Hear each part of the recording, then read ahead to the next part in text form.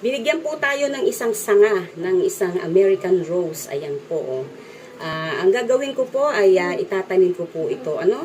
At puputulin po natin from cuttings po, ano? Ito pong ating cutter. Make sure po na ma-disinfect po natin siya. Alcohol po ito. Ayan. Kailangan po, wala pong mikrobyo yung mga pinangkakat po natin ng ano, ng ating pong mga pangkat po ng mga halaman, kasi po ang mga halaman po natin ay masiselan yan. Kahit po halaman yan, nagdaramdam din po ang mga yan sa mga bakterya po na pwede pong pumatay sa kanila. So, napakaganda po ng rose na ito. Meron po akong rose na ano na tawag dito, yung mga karaniwan na rose po dito sa Pilipinas.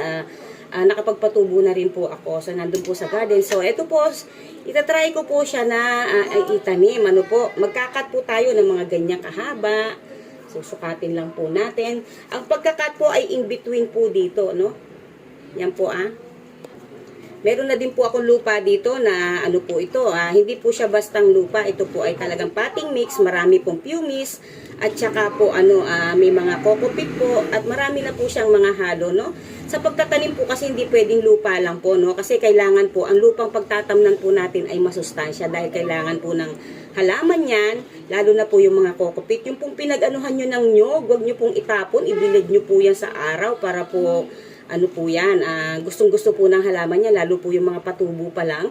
Gustong-gusto po yan ng halaman. Then, meron po tayong plastic. Ito po ay pinag-anuhan ko ng asukal. No? Hindi ko po tinatapon yan kasi po, nire-reserve ko po yan sa ano po, sa mga halaman ko. Pagkatapos ko pong yan, gaganyan ko po yan. Alam niyo po kung bakit?